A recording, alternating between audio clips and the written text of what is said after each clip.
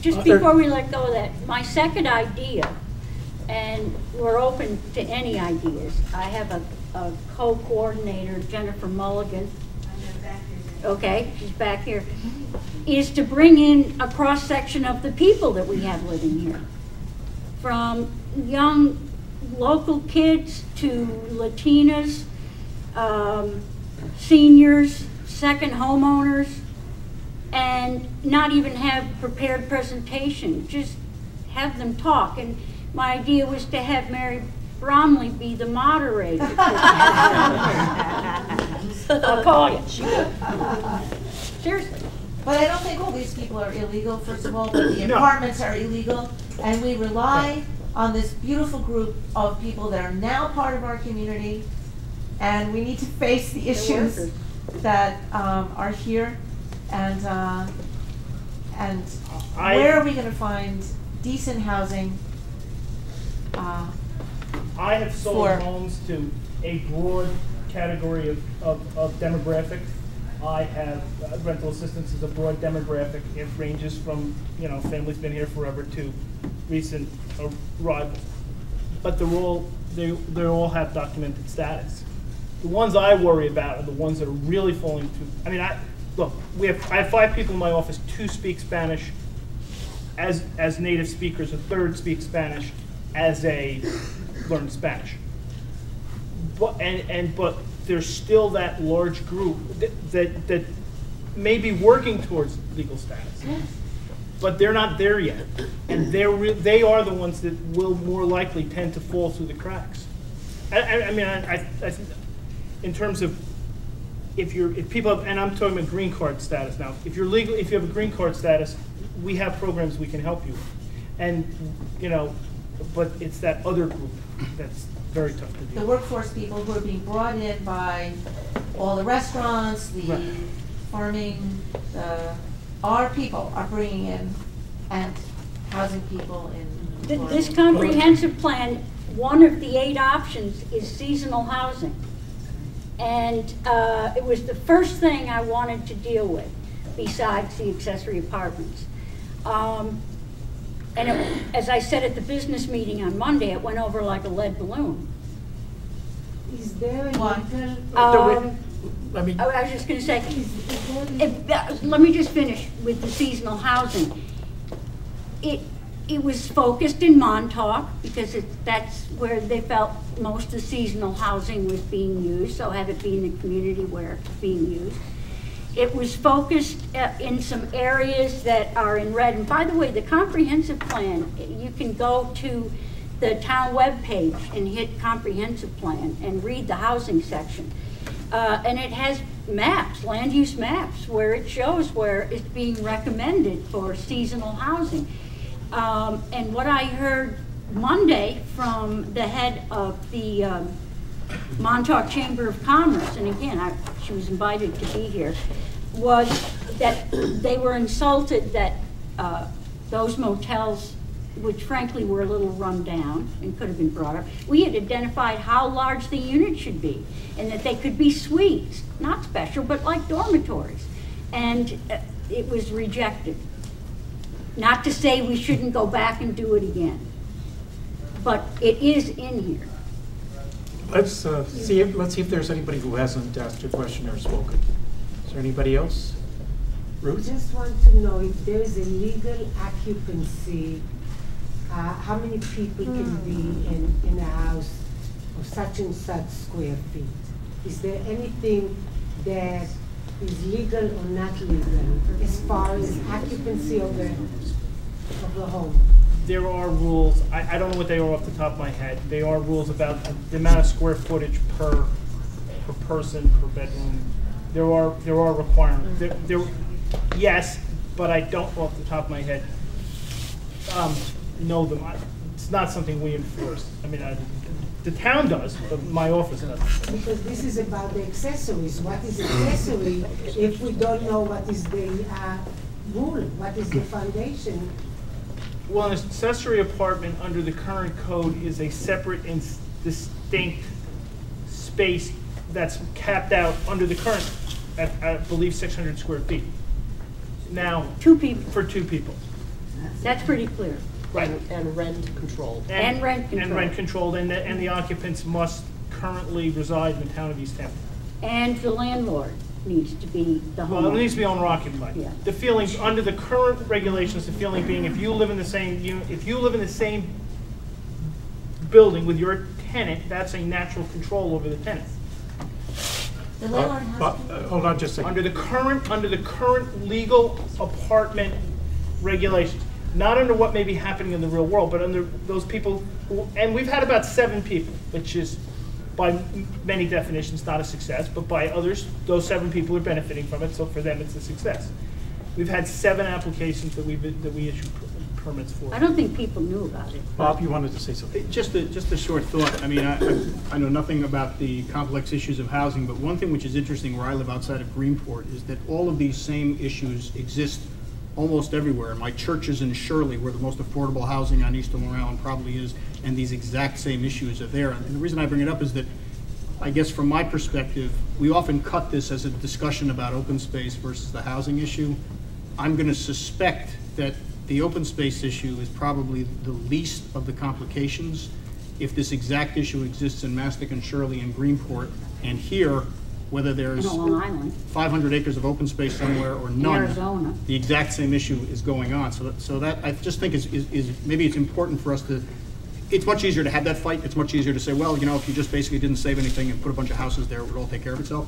But in places even where there is housing, and even where there are places that are arguably as affordable as Long Island gets, these exact same issues of many, many people occupying a single dwelling and all these different kinds of things still exist. So maybe we can, if nothing else, peel off some of the issues that are easier and then drill down on the harder stuff, which is very complicated. And then I have to cop to not being a Democrat and cop to being a tree hugger. So 50-50. But thank you.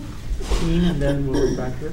I wonder if Tom could tell us a little bit about the possible directions you can go in physically, locales and opportunities for new affordable housing, and also specifically whether any of those exist that are not in Springs, Right. invoking the Springs school system. Virtually all of our affordable housing, with the exception of maybe 3 houses, is outside of Springs. So in the East Hampton, In current law. what we built. And I was thinking of going forward, do you have your sights on anything for the future? The town currently owns a tennis court next to Windmill 2. Acrobatic. I'm sorry, no, Windmill 1, next to Windmill 1. It's a tennis court that was bought for the express purpose of affordable housing. There was a design for what apartments that in 3 buildings of 4 apartments per building that would have been sold as condo units. The 3 buildings are designed to look like a house. Like manor house. It's called a manor house. It was designed by Model Ortiz and the town's advisory committee on housing, the Community Housing Opportunity Fund Advisory Committee. That project was put on hold. There were some questions concerning how it was paid for. And it currently is on hold, but we still own the property. And we were at the point of being able to submit it to the planning board, because we would have gone through the same process. And that is, at this moment, that project's on hold. At some point, it could be brought back. As I mentioned before, the Lutheran Church has a proposal. Well, they're well into it. It's approved to build a senior housing at the Lutheran Church site in Amagansett. They're a private nonprofit. There is a proposal in a very, very early stages from Rick Principe to put some affordable housing in Amagansett, just east of the IGA, up in that area, or where the 7-Eleven's coming, maybe. No, we're not sure. Okay. I don't want that to be the headline. Purportedly, I think it's already out there purportedly that there might be. That is under the the affordable housing overlay district in the town code. Therefore, the units would have to be available for people at or below 80% of median. My office would be charged with monitoring that if all remains the same as it is in the code. The only other thing we're running up against, which sort of sounds like a political answer, is that some of our programs are federally funded. And right now, Congress is 5 months into not having adopted a budget for this year. So the Section 8 rental assistance program, which has been expanding because we have a huge waiting list, is now in limbo because we don't know if Congress will choose to fund it fully, fund it at all, or we're operating on last year's money. And but other than that, and obviously the proposal that's out there to revise the apartments and residences law, other than that, there is one indigenous option. I don't know if it'll be long-term, but I think it's a win-win. And that is that, and a lot of people don't know this, you can rent 2 rooms in your primary home. And especially, and the reason I know about this is when I taught at Spring School, we got a couple of families, especially a mom with a kid, housing that way, and the person that owned the home, in fact, we did it 2 or 3 times, got rental, and nothing had to change. Yeah. And it was kind of a symbiotic win-win, because the person that had the home, she was divorced, and she could have used the rental. They babysat, so she had childcare. That's something a community could decide to do. We have one more, so you'll be the last one. Oh. Well, which one of mine should I pick? Actually, one of the things, to mention what you were talking about, I think not just affordable housing, and I think it addresses a little what you were saying, is Could you stand up so people could hear you in the back? The most affordable homes are in the Springs, and that will continue to be that. And if somebody was to buy, so I think that part of the issue we have to do is how do we get the density out of Springs?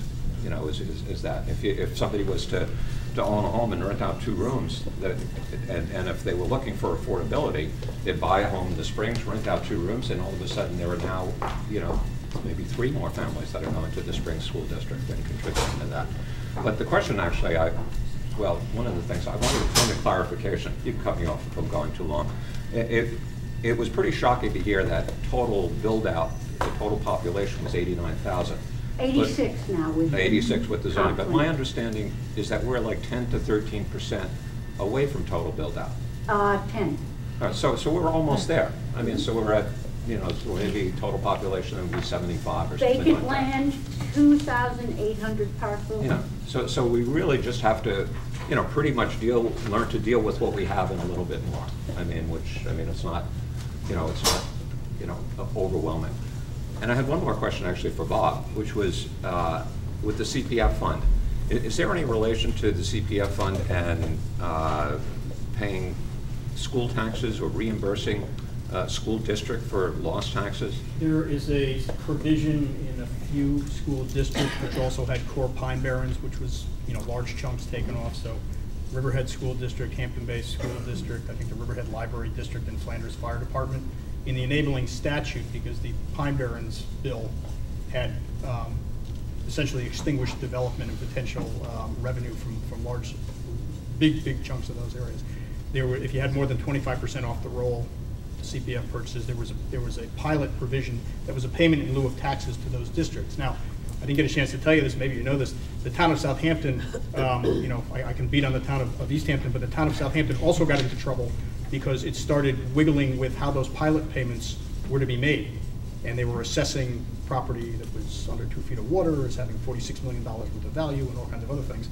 And that became a problem in and of itself. So the pilot idea is there for certain select school districts, but there was a giant chunk of those areas that was already off the rolls even before the CPF. Does that apply to any in East Hampton? No. One thing we've done, we haven't done it extensively, but we've done it as we have done it more extensively. We adopted a transfer development rights legislation designed explicitly to meet health department regulations. And what we were taking was we were buying land and taking the right to develop it and putting it into it only can be used for affordable housing purposes to increase the density elsewhere. Green Hollow, which is the 26 unit affordable housing subdivision we did, had that There would have been 1 acre lots that became half-acre lots under health department regulations. We've used it on the Lutheran project. It's been used on the Springs Fireplace Road Apartments project. That is a way to both preserve property and retain the right to develop that somewhere else. Now, the state law, without going into technical details, the state law requires a much more detailed analysis when you jump school districts, because the intent they had when they created the law was to prevent people from depopulating a school district. You know, in other words, take all the good development out of the school district, put it somewhere else, and then leave a school district without development.